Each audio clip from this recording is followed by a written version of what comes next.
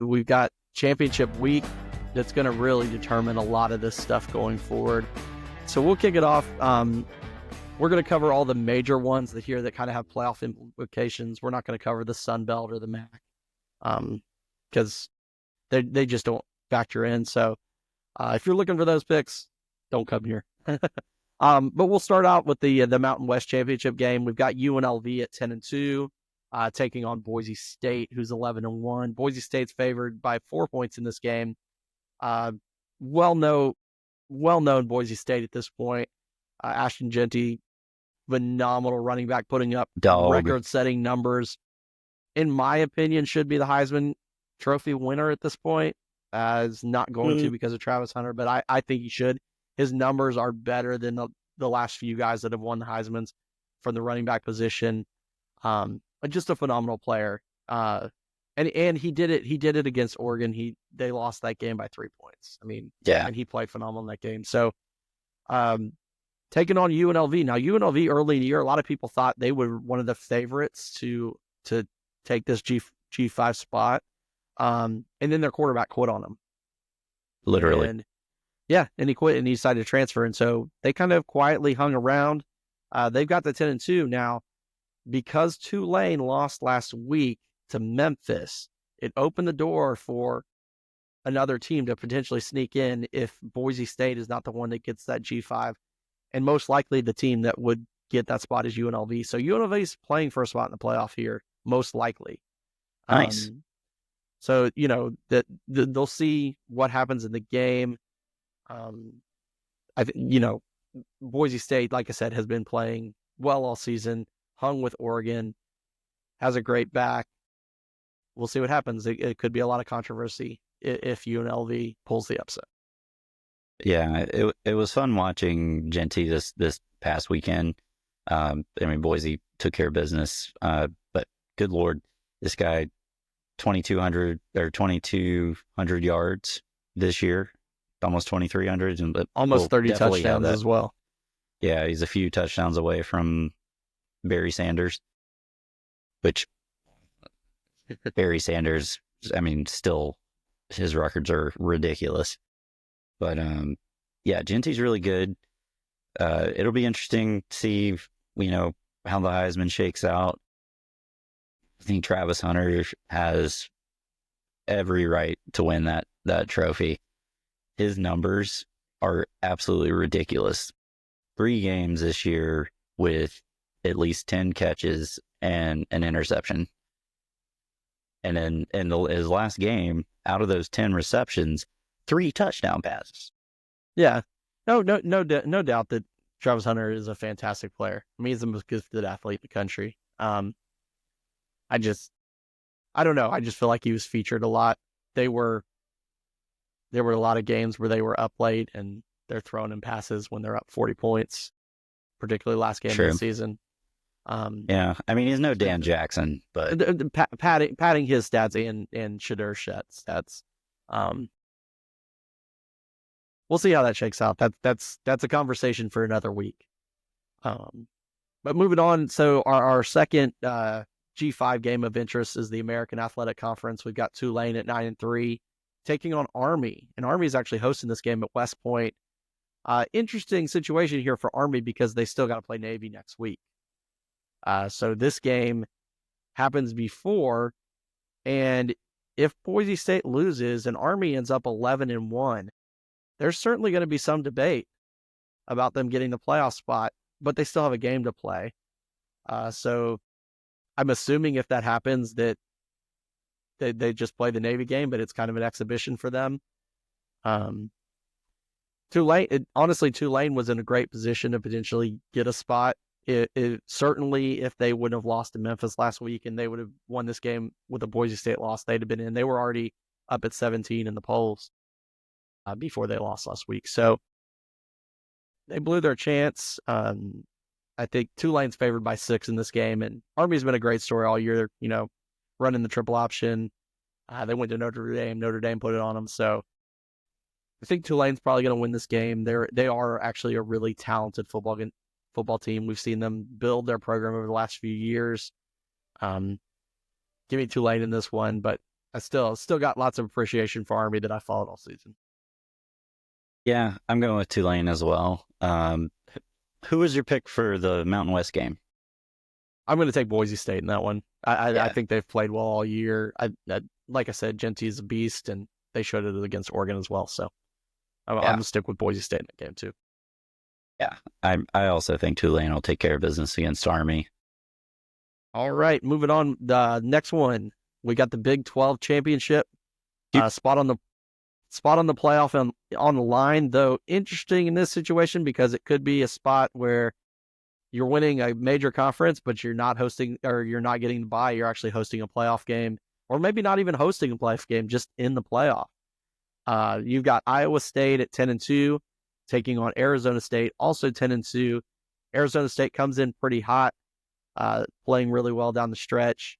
Arizona State certainly one of the best surprises in all of college football. They were picked to finish dead last in the Big 12 this year. First year of the 16-team Big 12.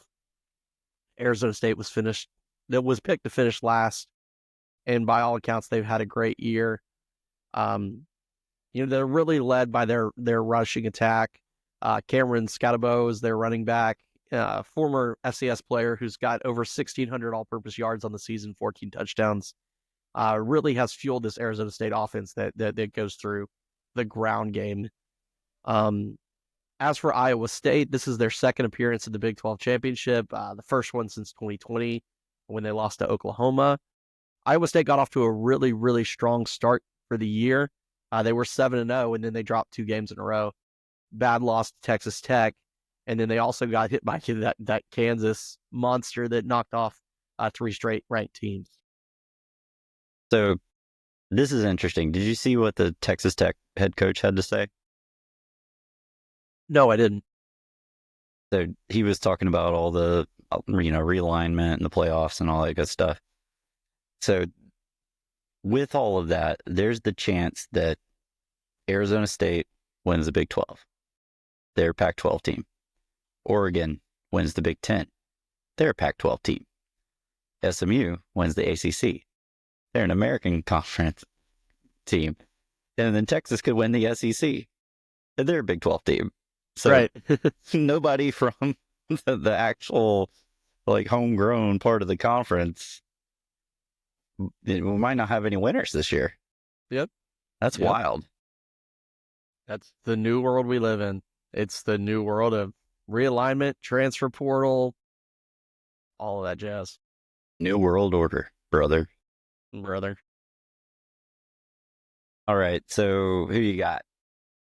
Well, I think the real challenge in this game for Iowa State is that they're not that good on rush defense. They're 99th in the country versus the run.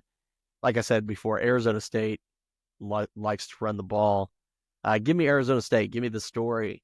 Give me them by a good bit in this one. Yeah, I don't see Arizona State losing this. They got a lot of momentum. Their coach is, fire plug. He's rowdy and kind of fun to watch. At least his press conferences are fun to watch. But yeah, and it's just a great story. Arizona State all day. So up next, we have the ACC Championship game. Clemson, who backed into this game, is taking on SMU at 11-1. SMU is favored by 2.5 coming into this game. And let's start on the Clemson side because it's an interesting tale of a season for Clemson. Obviously, started off the year with 34-3 loss to Georgia, looked absolutely horrible. People were calling for Dabo's job. And then they went on a run, and they looked really good. The offense was looking great. Klubnik was looking like he might be a Heisman candidate. And then they lost to Louisville.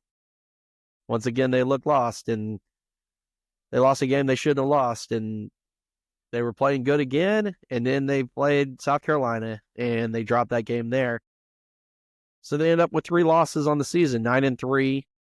But thank you, Syracuse. Syracuse knocking off Miami gets Clemson into this game, and we'll see what happens from there. Clemson on offense, like we mentioned before, they're led by Cade Klubnik.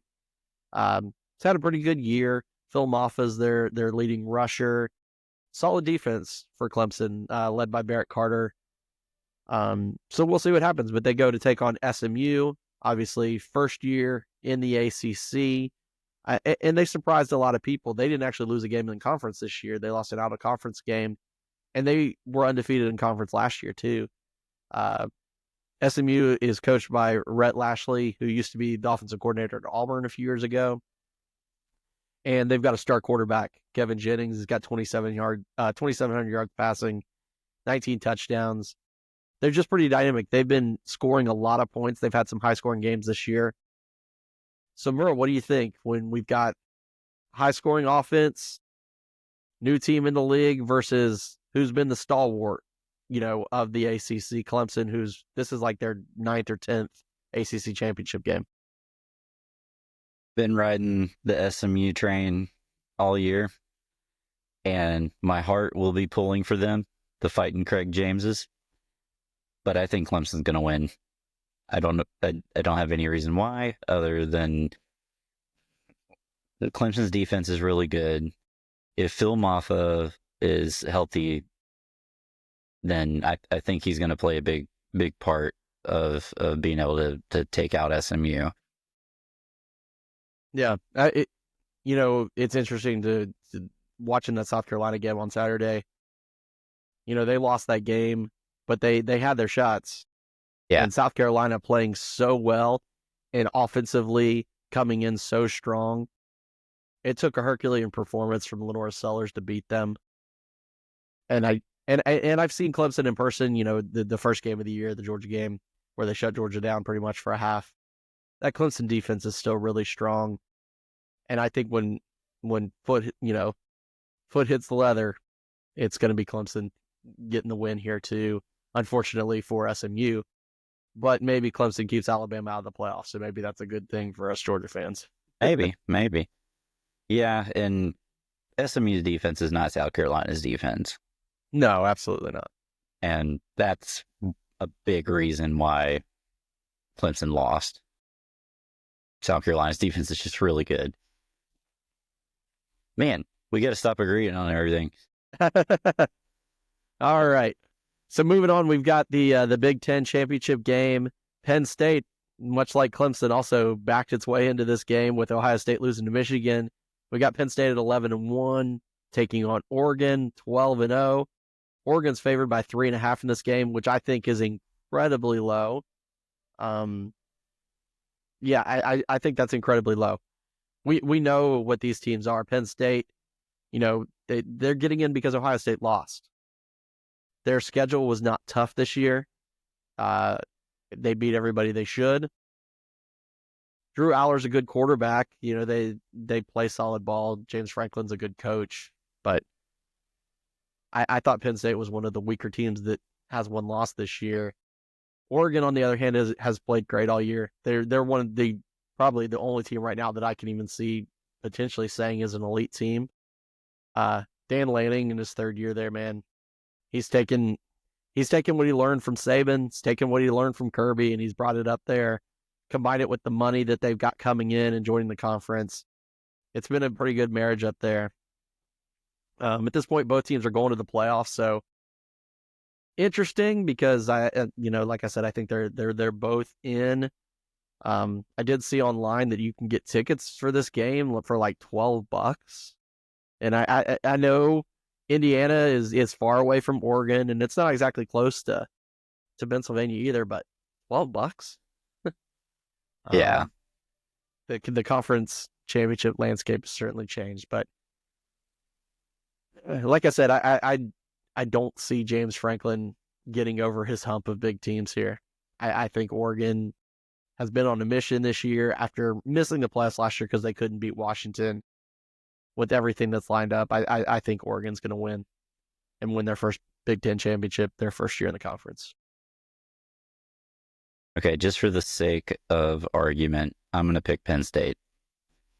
Okay. But I do have what I think are valid reasons. So, yes, Oregon has been very consistent all year, but they have struggled. They struggled at Wisconsin, and what that tells me is when they have to go cross country, they're gonna struggle, and they have to go cross country to Indiana. It's closer to Pennsylvania, so I would assume that there would be more Penn State fans there for the game than Oregon fans, but I mean, you never know. I don't know. It's a Big Ten championship game in the Midwest, and you got Oregon coming out from the coast.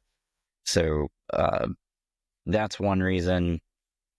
The other is every year, Oregon always stumbles inexplicably.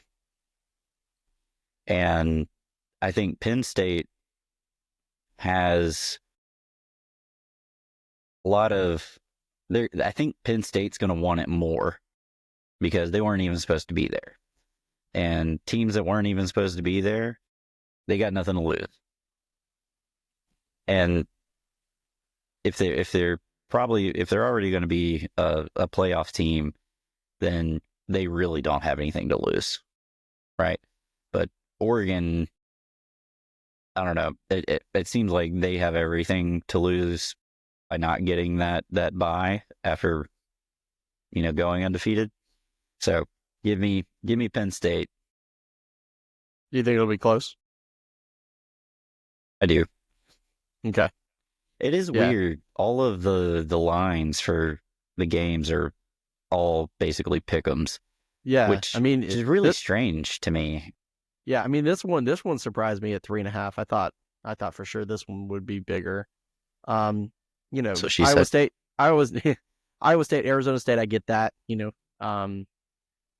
Clemson, I kind of get that one too. But this one, I don't understand this one. All right, in our last game this weekend, we've got the Georgia Bulldogs 10-2 taking on the Texas Longhorns at 11-1. I mean, what else has been said?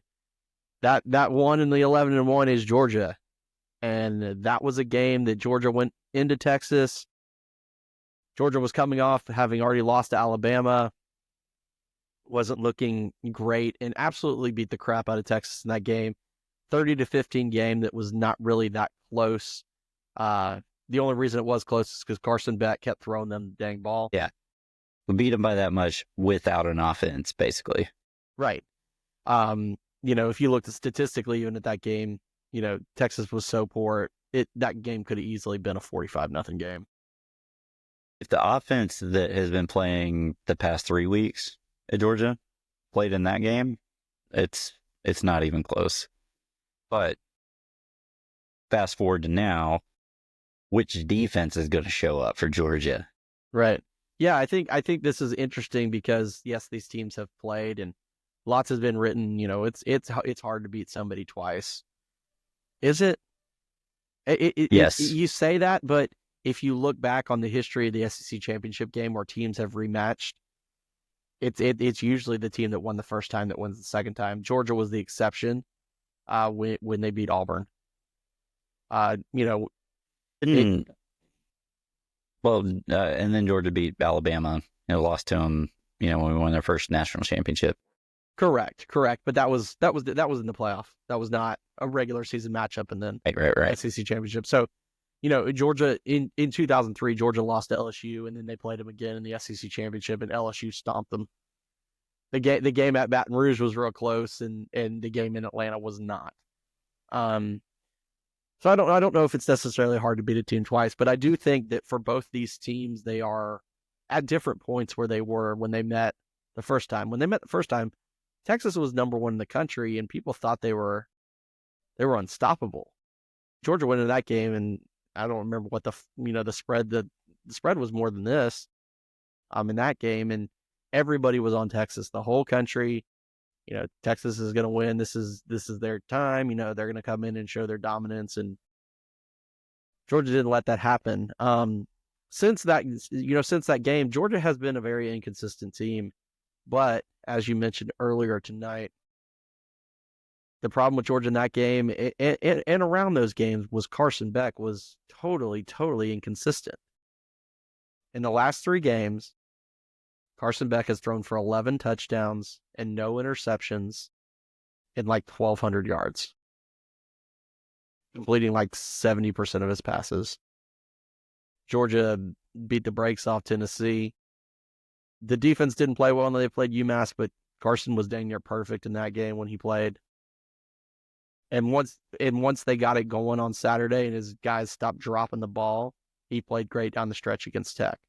So Carson has figured it out. You're not going to have a performance out of Carson like you had in that game when they played in Austin. Now, that being said, in that same time, the Georgia defense has not been as consistent. They have not played as well as they did that day in Austin.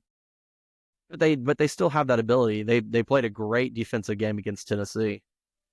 So the ability is certainly there.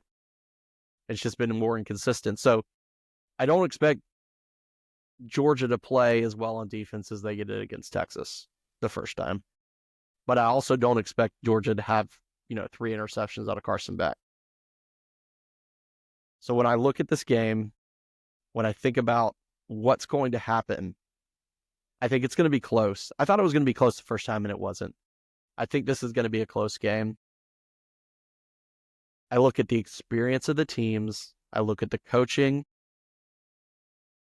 And I don't see a way in which a Georgia team that dominated Texas at their place with their quarterback throwing 3 interceptions, coming back, playing in their home state with a chance to have a playoff bye with a Kirby Smart head coach not showing up to play. Give me Georgia 27-24. Nail biter there. Yeah, it's going to be. So the way I see this game going is, I feel like if Georgia's going to win, they're going to dominate. No, that's not true. If Georgia wins, it will be close, or Texas is going to blow us out. That's my feeling on the game, just because of how inconsistent Georgia has been. They're either going to show up and say, all right, it's playoff time. We're going to get it together for this game. And if the real Georgia shows up and plays a complete game, or even if it's a complete 3 quarters, Georgia wins easily, because you've got studs on defense getting after the quarterback, and the offense humming along the way it's been. That's an unstoppable combination. That being said, the thing that worries me a lot is fear of the backup quarterback. And the reason I say it is not just because of the past with Alabama. Yes, we've seen that, and we've seen it with other quarterbacks. But with Texas, I think we can handle Quinn Ewers. I think our pass rushers will be able to get home against him for sure. I think Texas has some offensive linemen that are still injured, might be coming back. Yeah, it sounds sure. like Banks or Blanks, whichever their main left tackle, is out. Yeah, so that bodes well for Georgia, especially with our two big dogs there on the pass rush. Arch Manning presents a similar problem that Haynes King presented, and Texas watched that game, and if you watch the Texas A&M game, they only brought Arch in to run the ball, really, and he ran it really, really well against A&M. So I feel like there's going to be a little bit of that happening, and if Georgia can't stop it early, then that's going to be what the rest of the game is going to look like. It's going to be just like Tech did with Haynes King, running quarterback up the middle over and over, and every now and then throwing when they have to.